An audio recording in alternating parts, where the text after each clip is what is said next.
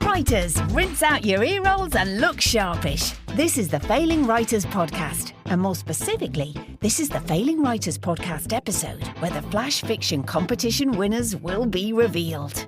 Maybe it's you, Peter Sharp from Stoke Newington. Well, no, it's not, but, it could be. Sorry, I shouldn't have got your hopes up like that, should I? Oh, I'm really sorry.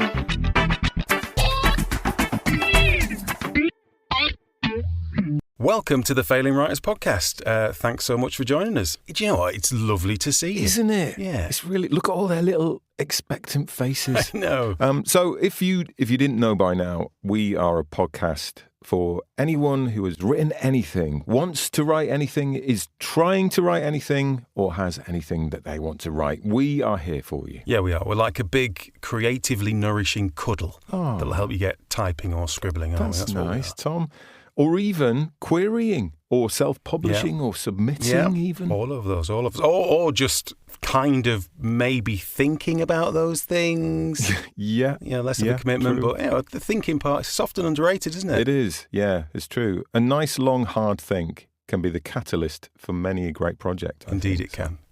So this is our Flash Fiction Contest Winners episode. And very shortly we will be talking once again to our star judge, juror and executioner, the lovely Sarah Lewis from Writers HQ, and she will be revealing the runners-up and hopefully the overall winner of the £500 prize. Yeah, a prize, we should say, John, that very well might not exist if it wasn't for the generous sponsorship of Scrivener. So big thank you to them. Yeah, and Tommy, they just keep on giving because you can still get 20% off Scrivener by using the code FAILING at literatureandlatte.com. Indeed you can. Oh, and actually we should also mention our other sponsor, the sponsor of the entire season, Scrivener.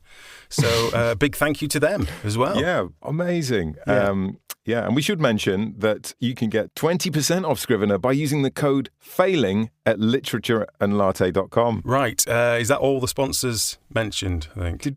Did we mention Scrivener? I think we did. Good. Right. In that case, on to the grand finale. We had loads of entries and they were a joy to read, genuinely, weren't they? Yes, they were. I know it's a proper treat to read them. And I think I say this every year, but it genuinely is a real privilege to read what you've sent in for us. It really is. But yeah, we do not underestimate the time and effort and, let's be honest, hard-earned cash that you expended submitting these beautiful little nuggets. So thank you. John, you can call me a sentimental old fool if you like, but you know what really warms the cockles of my heart? What's that? It was lovely to see so many of our long-time listeners still sending stuff in.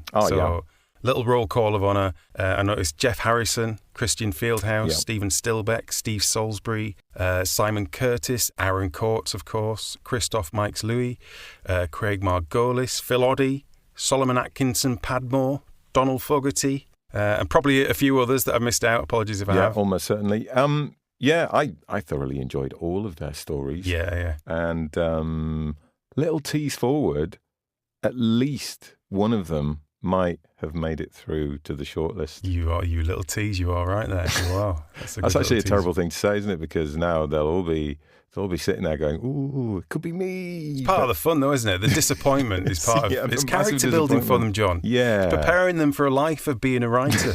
it will be helping them. It is. It's all good training. Yeah. I will tell you something else. I'd totally forgotten what a flurry we always get at the end.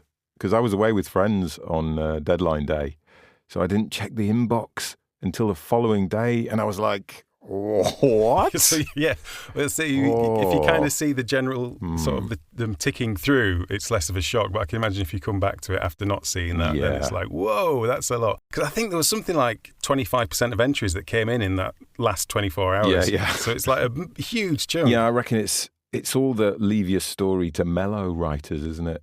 Trying to gain a bit of objectivity by putting their stories away for a little bit and then, going for it at the last minute. Yeah, it could be, or it could just be the slackers who can't get anything done unless the deadline's about to smack them right around the chops like a fish from a Monty Python sketch. Yeah, probably a few of those too. 50-50. Anyway, but to acknowledge those folks, we thought we'd create a special one-off award open to all those procrastinatory prosemeisters that leave it right up until the last moment to send their piece. So, John, who has won the Failing Writers Last Minute Lizzie Award? Well, Stuart James Taylor's entry actually landed in our inbox at 11:59, less than a minute to deadline.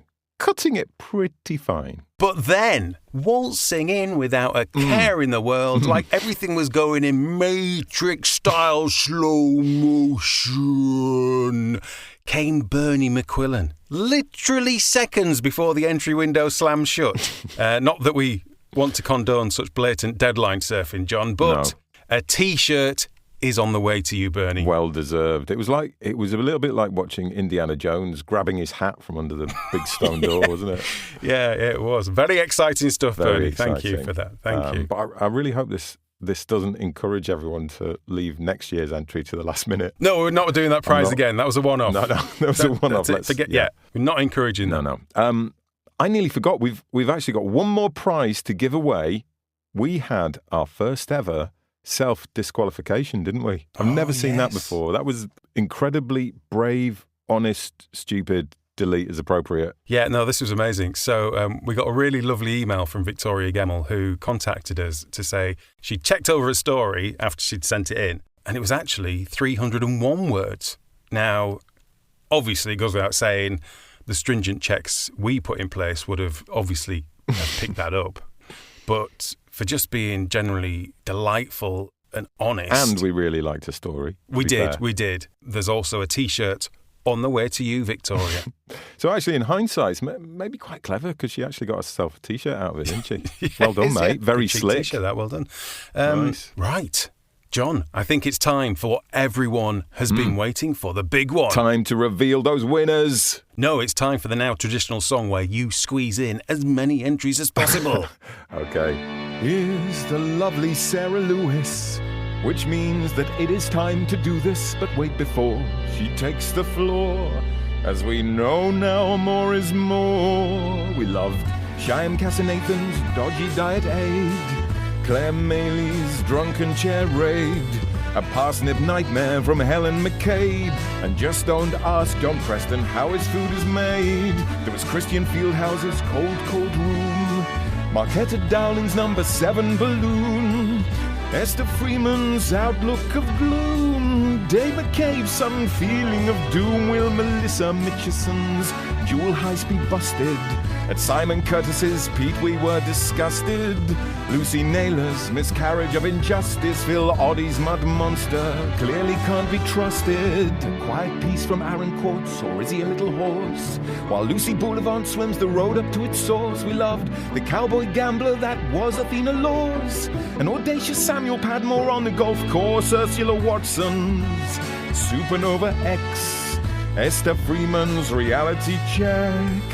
Harry Humber's accidental reset, Katie Anderson Nolan's fantastic dragon text. We loved Madison Dunn's sliding scales, Daniel Foley's lost property sales, Sandra Hobbs' stormy scolding gales, the elegant puzzle Judy James nails, Steve Salisbury's future with Hitler missing, Andrew Miller's map of reminiscing, Amy Brooks who manifests by wishing, Craig Margolis has gone ChatGPT fishing.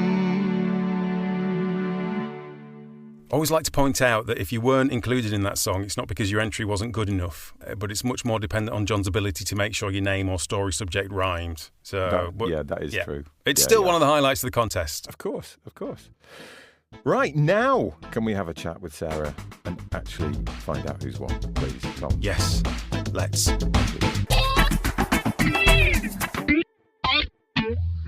So here we are, we're back again for the biggest event of the year. Hello, Sarah. How are you feeling? Hi. I am very excited. I'm not very good at making decisions. Oh, really? Now I'm like, oh my God. Well, you could have told us that before we picked you as a bloody judge.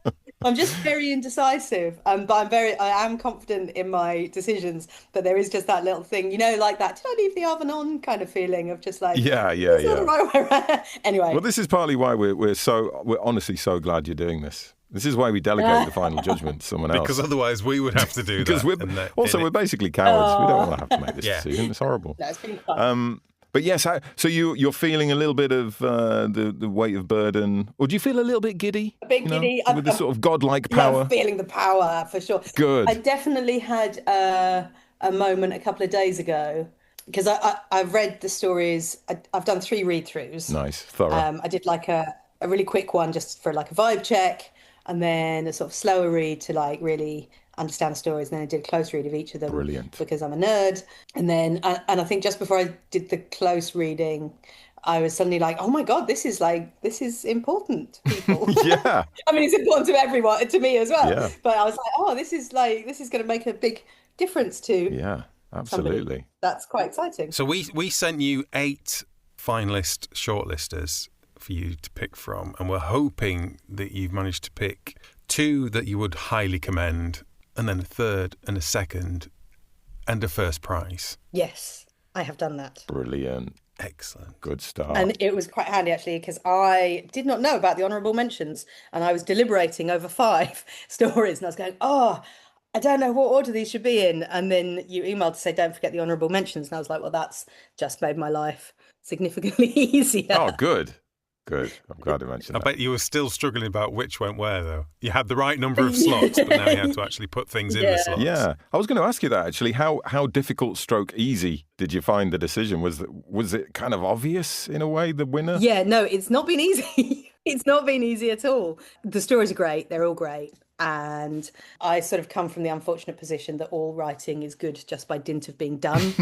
Yeah, I feel the so same. much of what we do at Write HQ is getting people to actually write, because that's the hard bit. Yeah. It's so subjective as well. I mean, it really, really is. Well, we said last episode as well, like you say, you have that first read through, and inevitably there are some that just connect with you. Yeah. Like you say, on that vibe check, they just kind of, absolutely. you go, God, that's, and there's others that are perfectly good and someone else will love that you kind of go, meh. And there's no way around that. It always is going to be subjective, isn't it? We've all got completely different experiences in our life, and some things just don't. Yeah, for sure. They just don't chime. Yeah, it's always going to happen. And I think after I did the close reading, I sort of wandered around and just sort of waited to see which ones lingered. I think that's quite important. Which stories linger. Yeah. But then as I was just sort of, wandering around daydreaming, I was like, well, it depends what kind of pottering I'm doing as to which story is going to be lingering. And then I sort of got myself in a big muddle, and I was like, get back together, Sarah. Stop overthinking. So in the end, Sarah has picked a different story that we didn't send her. Just something entirely different. Something she wrote. The best story is something I did. Absolutely. No, these are all brilliant. And what I loved about them is I would never have written any of these. So I love that. Sounds like that could be an insult. That's not an insult at all. It's just so brilliant to see what people come up with. I know what you mean. When they prompt and the different directions people go. Anyway, I could talk about this for ages. Should I tell you who the honourable mentions are? Yes, please. Okay. And don't, to give us, a little bit of that obligatory pause of anticipation. Okay. All right. So the first honourable mention, I found it very funny and relatable.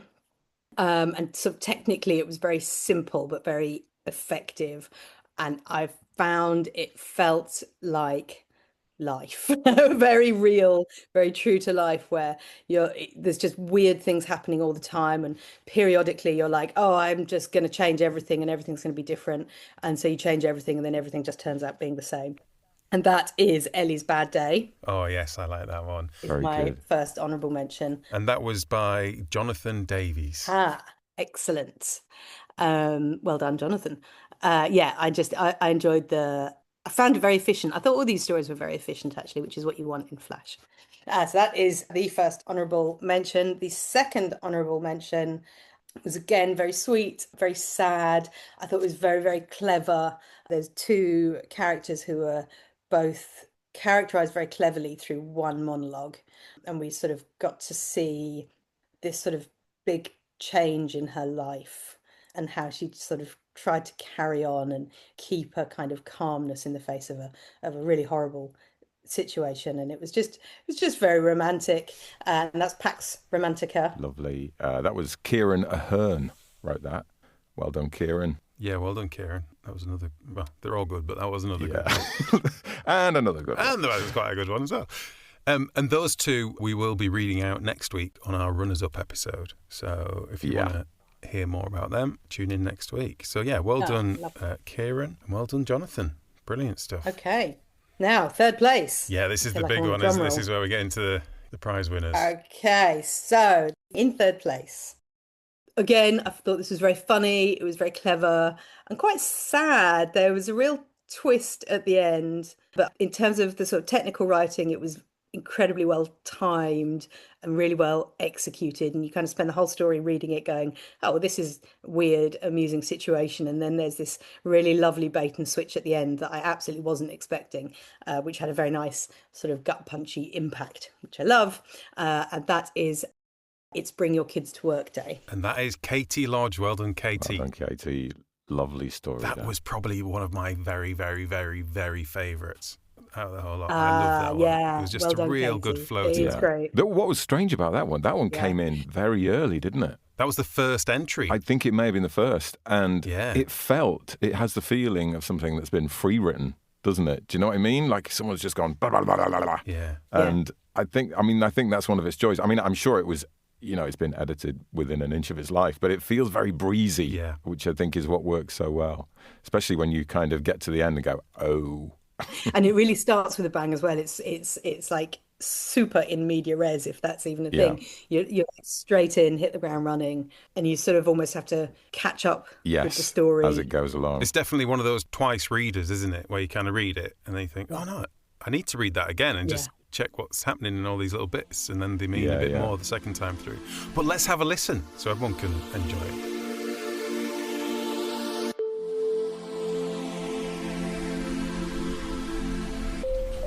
It's Bring Your Kid to Work Day. And seeing I don't have a kid, I find one a few streets down. My colleagues say, oh, how sweet. We didn't know you had a kid. What's his name? And the kid says, Callum. Oh, how cute. He's brought some milk. We don't really need any, sweetheart, but more is more. And one of my colleagues takes it to the staff room where a few teenagers are craned over their phones. I say, right, now, Callum, let's get you set up. And Callum says, why am I here? And I say, well, it's Bring Your Kid to Work Day. And when he says, who are you? I don't really know how to respond. So I hand him some pens. And he says, Mum gave me £1.50 to get some milk, and that's my milk the lady's got. Everything okay? My colleague says to the boy. All good, I say, and she slips behind her screen. Then Callum leans in and says, Mummy says we do bad things when we're lost. Are you lost? And I say, I don't know, but you can go home now. I watch his little body wander off with his carton of milk. I think of the traffic and the people he might meet, how he could get distracted by plate parks or the flight of swallows. And so I accompany him to the lift and hold his hand crossing the street and walk him back to 8 Rundle Road where his mum lives, because I met her once around 6 years ago, but it didn't work out. Like you could ever be father material. And I say, nice knowing you. And he says, yeah, see ya. And that's about it. Lovely that. Maybe go back and listen to that again for a second time. It's very nice. I love how there's like theme threading within that story. It's such a tiny little story, but it's so deftly done, isn't it? Absolutely. It's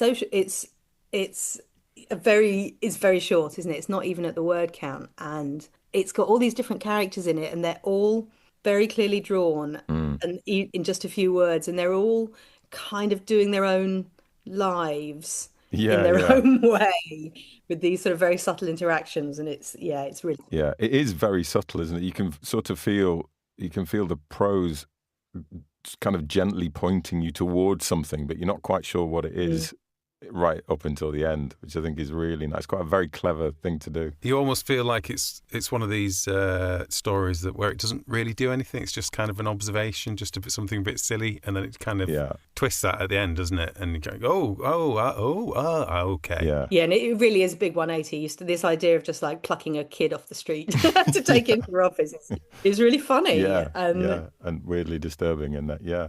Very good. I think that's the other thing in that. It's so lovely how Katie catches the disorientation of the kid in it. Yeah. You can tell he just got that child like, what? And just stood there with his milk. Like, that's all he wanted. He was just, that's the job I was meant to be doing. What's going on? Yeah. Which obviously then mirrors the whole thing. Once you feel the twist, that's the point. The kid doesn't know what's going on. Yeah. Brilliant. Well done, Katie. And yet the kid has one of the best lines, where it says that then Callum leans in and says, "Mummy says we do bad things when we're lost. Are you lost?" Yeah. And I say, "I don't know." Actually highlighted that. It's such a gorgeous line, and it's so sort of both innocent and profound at the same time. Yeah. The language is quite sort of almost like flat and abrupt, and then it suddenly takes flight in places, doesn't it? Like there, and like he could get distracted by play parks or the flight of swallows. It's like it suddenly kind of lifts off the page. Yeah. But yeah, very clever. Very nice. Well done, Katie. Yay, well done, Beautiful, Katie. beautiful work. I really like that one. Ooh, I've got butterflies now. Where are we going next? Well, we always do, every year we do this. It's really exciting. Kind of have a favourite as well, especially if you got a favourite and it gets picked, like, number 3 or an honourable mention, then you think, ooh, oh my God, then what's coming up? What's one? How's this? Okay, I'm going to tell you number 2. So this was really hard. This was so close. And I did keep coming back to this story. There's a sort of a crispness to it and a creepiness and this sense of a story about an outsider, and it really reminded me of the Ursula K. Le Guin story, The Ones Who Walk Away from Omelas. We don't know that. And there's just this supernatural weirdness to it that's somehow completely believable. And second place story is The Confessional. And that's by Daniel Foley. Let's have a listen. The Confessional by Daniel Foley. Every Sunday, Maggie crossed the square and slipped into the church, where the light fell through cracked panes in bruised colours. The parish had been closed for decades. The diocese merged elsewhere. The pews left the dust. But the doors were never locked. She knelt, folded her hands, and whispered through the lattice, "Bless me, Father, for I have sinned." On the other side, silence. Always silence. Still, she carried on. The villagers knew. The priest had been buried 40 years ago, his name chiselled into the tilted stone behind the sacristy. They passed Maggie in the square, nodded politely, but none told her the truth. Inside the booth, her voice wound through the dark. She confessed to small things at first, gossip, envy, a petty unkindness, then more and more. More is more, she whispered, daring herself to stack sin upon sin. That was when something stirred. A weight shifting, too heavy, too patient. A hand pressed the lattice, fingers trembling as if learning their shape again, skin bloodless as wax. Maggie's words spilled faster. With each one, the shadow firmed. The silence on the other side became less like absence, more like breath. Maggie closed her eyes. She had not felt grace so near in years. When she left, the villagers glanced uneasily at the church doors. They had noticed the shadows stretched longer across the nave, how the air smelled faintly of turned earth. Still, no one told her. It was better this way. For as long as Maggie believed her confessions were holy, the thing stayed put, listening only to her. They could sleep through the night, their sins stored safely. They kept her oblivious and prayed she would never stop speaking, because if the silence ever went hungry, it would come looking for new mouths.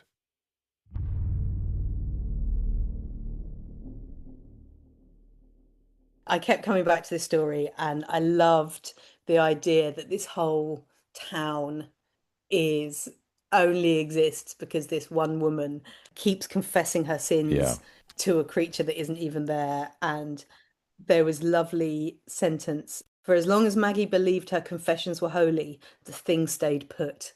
And that was one of those sentences you go, oh, there's so much in it. This is the thing, isn't it? Like, as long as we believe that what we're doing is the right thing, we can kind of hold back just the horror of existence. Yeah. This poor person keeping this town safe it felt like a sort of condensed Stephen King novel. It was so clever, I thought. I absolutely loved this one. But also Daniel's grasp of language, I just thought was wonderful, like the bit that you just read, and the light fell through cracked panes in bruised colours. I thought that's just beautiful. That's that kind of subverting your expectation about how beautiful, colourful stained glass can be. Yeah. And you can see it, that's the thing. And just setting up that mystery at the beginning, and then it has to be seen out. And the idea that the villagers knew, he writes, the villagers knew at the beginning. And that's so good. Like, the villagers knew what? What do you mean? Yeah, it's really creepy. Yeah. And I think probably what we've not focused on there is just how rubbish Daniel's feeling right now when Sarah said that she was just picking between two. Oh, I'm sorry, Daniel. And Daniel's just ended up in second place. Yeah. Harness that, Daniel. So, it's a powerful feeling. I'm sorry if that made it feel worse. Can I say as well, sorry, Daniel actually wrote another story. Yes, you're right. Only just missed out on my shortlist.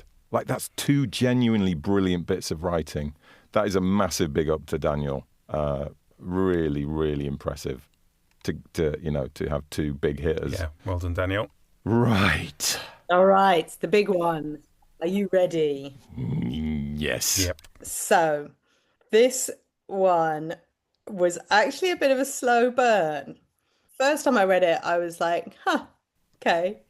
And then, like I said, I did these 3 reads, and each time I read it, it sort of became bigger and bigger in my head, I suppose. I like those. And again, weird. Yeah. Love the weird stories. So many weird stories that you've had. And I don't think I've really read anything quite like as weird. Quite as weird. Again, very funny, very charming. It's this kind of mix of queer ecologies, which I love, and this also very relatable kind of just daily life, and a kind of kind of contemporary Lorax, which should tell you which one it is. And I think it says a lot too, sort of buried in this like quippy, light-hearted prose. There's this real fundamental question and truth in there about what even are people? What are we doing? So the story is, I can't really have guests over at this time. And that's by Christoph Mike Slew. Well done, Christoph. Let's have a listen to it. I can't really have guests over at this time. No word of a lie. He comes out of the ground. Literally sprouts up like some overgrown turnip breaking the underground barrier. At first, the ground grumbles. I'm thinking, OMG, an earthquake in my backyard. But it's just him talking. Even before his purple-yellow head pops through my just-mown lawn, he's rambling about soil quality and plants' rights and the weather. His shoulders appear, but his hands are still uprooting, so he's wriggling like the possessed, trying to whoosh dirt from his lapel. And then, his hands are free, and it's like he's got a superpower. He's too busy gesticulating to brush off dirt. Double thumbs up, with a wink, for yes. Hands flapping sideways mean no. A massive disco arm spin to emphasize the point. The funny thing though, he stops popping out just before the waist. I want more, he says. And I say, why? And he says, because more is more. And the more is more. The more is more is me. I mean, he's talking nonsense. But I don't think Paunch to Pate'd be my thing either. He goes on about ambulant rights and flourishing, except he says flourishing. But I think he just wants legs. I'm still stuck on the human rights of plants and the weather and thinking maybe a big indoor pot might be the thing for him, so his jacket doesn't get wet when it rains. I dig him out, and yes, the underparts are just roots, legless and gonad free. He's cross with me at first, but he does like watching television, and I get him a dolly trolley to get around, except for stairs. And he waters himself, but he leaves a huge mess. Mud and fertiliser everywhere. And that's why I can't really have guests over at this time.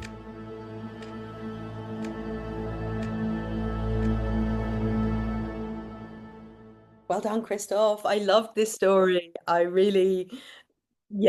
just loved what it said about our relationship to the earth and to each other. I also, on purely personal point of view, my partner's actually recently moved in with me, and I thought this is just what it feels like to have my hand move in with you. So I love. I was going to say this is it's just an absolute mad fever dream, isn't it? This, but there are so many lovely touches in it. I love the extent to which the lie is so detailed, if that makes sense. It's the detailing, isn't it? The line, he goes on about ambulant rights and flourishing, except he says flourishing. But I think he just wants legs. That's just brilliant. It's just funny, isn't it? It's so brilliant. But it also, for me, it feels like a comment almost about the act of storytelling, about the art of fiction. Because obviously the whole thing is so completely preposterous. And yet you find yourself getting sucked in, which is like, wow, that is what storytelling is, isn't it? It doesn't matter how ridiculous it is. It is, and just being able to create some really powerful visuals just through very simple... The bit at the end where it says, and he waters himself, but he leaves a huge mess. You can just see the whole... You can just... It's gorgeous, yeah. Stupid, incompetent plant. Look at you, what are you doing? So interesting though, John, because you said about the lie and how the lie is detailed. So you read this as a lie? Only because of the end. And the theme for the entire competition, guys. I don't want to be the one that, kind of puts that in the mix. Yeah. You see, I read it as reality. I didn't read it as a lie at all. So he's not even lying. No, I just, because the first line, no word of a lie comes out of the ground. I read it as, I know this sounds preposterous, but this is real. And so I was reading it as this person actually has this like guy plant in her house. and I love it. I love that idea. It was just like, yeah, sure, why not? Yeah, if that's true, the lie, the lie could be... Well, the lie is you could have guests round. It's your choice, isn't it? Saying you can't have guests round, but you could. Yeah, true. Just have to work around it. Also, I think Christoph should get bonus points for getting the phrase in not once, not twice, but 3 times. Yes, I did appreciate that. There are 3 more is mores in that story, which is incredibly impressive. But yeah, I love that story. Very, very good. And I love the idea that you had a little dolly trolley. Again, the imagery though, isn't it? Just the instant imagery and and the actual what are we going to call the thing? It needs a name. I feel like it needs a name. In my head, it's kind of this like middle management Lorax, is what it is in my head. He says, I don't think Paunch to Pate would be my thing either. And it's such a clear image of this kind of like balding, pot-bellied, middle-aged man. I love the thing's tone of voice as well. It's just hasn't quite learned English, or hasn't quite got a grasp of English. But brilliant. Yes, I love that story a lot. Very good. Yes, so well done. Oh, what fabulous choices! Thank you, Sarah. Oh, thank you, and thanks to all the writers. Yeah, thanks to everyone who entered.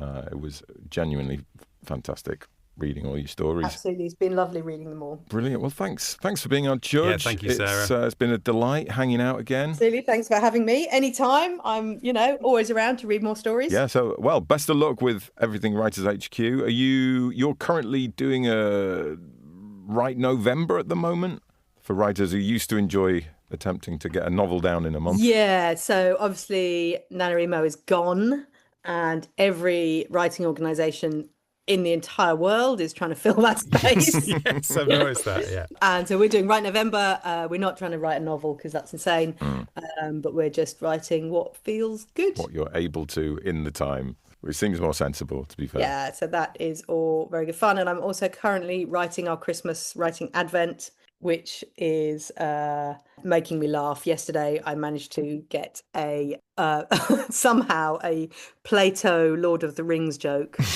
in the first writing exercise, and I was just sitting in my office giggling to myself. So yeah, so that starts on December the 1st. But not to put people off, some of it will be good. It's not all Lord of the Rings Plato jokes.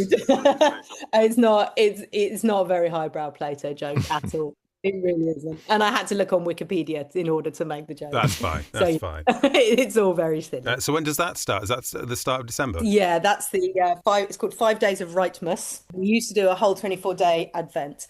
And we did that every year since 2017. Mm-hmm. And then at some point I looked at the stats of what people were actually doing and discovered that about 95% of people dropped out after day 5. Oh, right. I think it was just a bit overwhelming. Yeah, because it was overwhelming and it's December. So I was like, we're just going to do 5 days. And there is a theme this year, which is famous. This joke is better written down. If I say it, it's going to sound weird if I say it. It's famous literary rings, as in the song 5 Gold Rings. That's nice. Yeah, I like it. And everyone goes 5 gold rings. Hence the very 5, dramatically. Yeah. So yeah, it's exercises based on 5 famous literary rings. Brilliant. With an extra prize if you can guess what all the rings are going to be. Okay, brilliant. Love it. And you guys won an award recently, 2 awards. Again, we don't like talking about it, but so obvious. Yeah.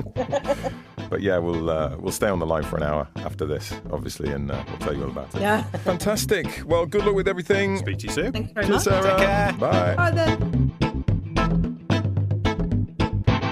So obviously, Christoph walks away with the £500 first prize. But Christoph, second and third do not go away empty-handed, do they, Tommy? No, it feels like one of those game shows, doesn't it? No, they don't, John. That's right. There's a copy of Scrivener for each of them, plus some lovely limited edition merchandise from us. So yeah, we'll be in touch with Katie and Daniel to sort that out for them as well. So well done, you guys. Absolutely, well done. Very well deserved. Yeah, totally. Those were proper Bobby Dazzlers, weren't they? A lot of them. They were, even those who didn't make it to the final 5 mentioned there, because there were more in the shortlist, weren't there? Yeah, the ones that didn't get read out. We should give a shout out to them, really, shouldn't the other 3 that were in the mix? We should let them know who they are. Yeah. So the other Flash pieces in the shortlist were Here Lies by Stuart James Taylor. Yep. Warm Sherry by Stephen Stillbeck. And Rapport by Jasmine Sears. And don't worry, folks, you will be able to hear all of those in all their glory in our Runners-Up episode next week. Yes, looking forward to that. Yeah, you know what we should also mention about those shortlisters? What's that? One in particular, there was one story which got picked to be in that shortlist by both of us. There was only one where we both completely agreed and independently put it through, wasn't there? Yeah. I feel like they were very unfortunate not to get a placing in that final 5, but yeah, a very well-deserved shortlist, and that's Stephen Stillbeck. Well done, Mr. Stillbeck. We both absolutely loved your piece, and as we said before, you'll be enjoying hearing that next week, folks. Yeah. What else you got there, John? I've got a list. A list of... It's a big old list of special mentions. Oh, we like the special mentions. Bring it on. We do like the special mentions. So first up, I want to give some big ups to some lovely secret phrase weaving. Yes. Now, this is interesting because when Sarah told us the phrase, more is more, in the competition launch episode, I remember saying, that's not really one you can mess around with too much. It's kind of just got to go in as is. Yeah. And it goes to show how much I know about writing. Indeed it does, Tommy. Because in the hands of our talented listeners, there was all kinds of cleverness taking place. Yeah, there was. Yeah, first slice of kudos goes to John Preston for his piece Stardog, in which there was a character called Tommy Moore, spelt M-A-U-G-H, Cunning, who has a business called More is More. Nice. Yeah, there was Victoria H. Mackay, her piece called My Name is Val, In that, there was another surname, but this time M-O-O-R-E. Traditionalist Victoria there. Yeah, yeah. And there's a beautiful moment where a man who's been cloned meets himself in the middle aisle of a Lidl, reaching for the same canoe, and muses, more is more is more, as in the surname. I mean, I know anything can happen in the middle of Lidl. That exactly. Obviously goes without saying. Exactly. But just from that one-line summation of that story, you've got to think, how did that not get through to the shortlist? Because that's exactly. that just sounds brilliant, doesn't it? Yeah. You see, this is the thing. It's very, very difficult. Yeah. But my favourite subtle weaving, which I'm not sure I even noticed, the actual phrase at the time, was in Ben Chase's story about a magician's assistant with a vendetta. And the paragraph it was mentioned in is this. Magic is about the story. You wrap them in, hold them captive. Meanwhile, your true trick is behind your back. Look at me, boy. Focus. Faster, Luca. Quicker. More. Is more a word you understand, or are you too stupid? Nice. A bit of classic magical misdirection there. Yes. Keeping in with the theme of the story. Yeah, you wouldn't even know it's there. Sneaky. And finally, my list ends with massive kudos to two exceptionally audacious writers whose writing you certainly couldn't describe as being under par. In fact, you'd have to go a fair way to find braver writers in this competition. I've got you, yes. Well put. Thanks for flagging it up. So firstly to Ellen Arwen Tristram for making her story about golf, of course, albeit mini golf. Lest we forget, this is what Sarah said pre-competition. More is definitely more. Unless you're talking about golf, in which case less is actually more. But yeah, but no one should ever be talking about golf, so it's fine. It's a fair point. We don't really want any flash fiction about golf. Let's be honest. Sarah, is that something you'll be looking for? In particular, stories about golf, or are there other things that you look for in flash fiction? Not golf. Weirdly. And I hope you've got Samuel Atkinson Padmore on that list as well. I do indeed. He wrote a very funny story that also heavily featured golf. Chapeau, my friends. Yeah, you brought a smile to our faces, let's put it that way. I think that's a sentiment true for all the entries, isn't it? It is. Yeah, you genuinely make this so much fun for us, you lot, and we're very grateful. Very grateful, very grateful. So once again, big, massive shout out to Scrivener for sponsoring the whole thing and the season. Thank you, Scrivener, and to Sarah from Writers HQ, who obviously did a fantastic job on the judging. Wasn't she lovely? Wasn't she lovely? Did a really, really good job. Really good job. So yeah, join us next week when we'll be sharing the runners-up stories with you, and we'll also try and get hold of our winner, Christoph. Yes. And have a quick chat with him about his winning entry. Yeah. So thanks for listening, everybody. Remember, the biggest favour you can do for us is just cash. No, the biggest favour you can do is to tell other people about the podcast. That would be lovely. Yeah. Even if that just means leaving a nice review or sharing an episode on social media, it just all helps us get the word out there. It does. And lets other people benefit from our wisdom and... no, that was too much. I couldn't. I went too far. You might enjoy listening. Yeah, there you go. That's better. Yeah. All right. See you next time, folks. Hello. Where's everybody gone?